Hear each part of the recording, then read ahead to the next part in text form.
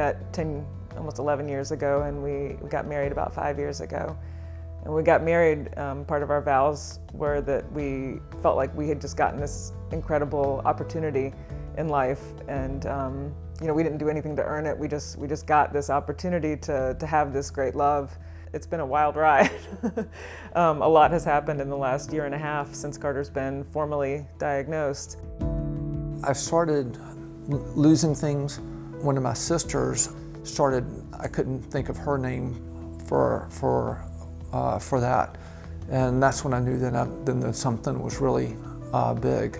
It was just kind of like he was talking around an idea, and it was kind of like I had to figure out what he was trying to communicate. It was concerning again to everyone in the family, like starting to notice this change.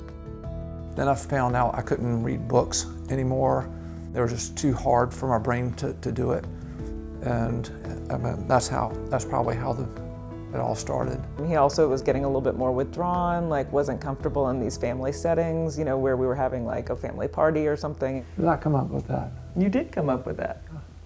So when we sought out the evaluation, seeing that the testing was so difficult, we knew that there were going to be some hard results to hear. Do you remember what you said about those trophies?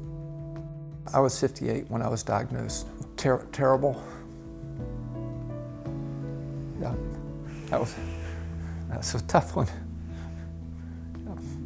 And here now I know all these things, but it's still, I do feel I'm me, but it's a different me because it shifts. I mean, part of the reality of this disease is it's extremely anxiety provoking, right? It's terrifying. And so when you think of just challenges of brain change, and then to put on top of that all of this fear and unknown, how disorienting that is, for all of us that love Carter, but for Carter himself to have to try to figure it out. When people were talking, they leave me out. It took a long time to get past that also, and recognize that even though that I'm not going to be the spokesperson of the day probably, but I like being included. He's a very solution-oriented person. He's not the kind of person that's going to sit around and dwell on the problem. When we heard about the Alzheimer's walk here in Moore County, we decided to get involved, and Carter's daughter Allison started a team and got the family and friends involved. And during that process, Carter decided he would like to give a speech at the walk about his experience. I live for every day. I live for every moment. I live, and each of these minutes matter, even if you don't remember the details of them. What we noticed even at the beginning of our experience was how the person with Alzheimer's voice was left out of the conversation. He was extremely brave and ready to get up there and talk about wanting to be included in the conversation. It showed me that I have more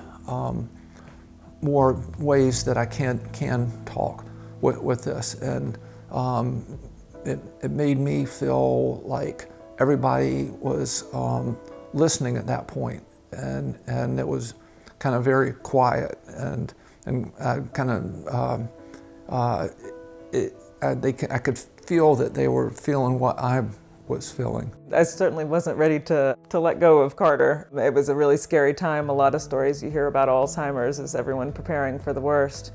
And you do have to prepare for the worst, but you also have to live the best life that you have at that time. And also we're in a different era of Alzheimer's. There are options, there are possibilities. Fortunate to be able to direct my entire energy towards getting Carter the best treatment possible.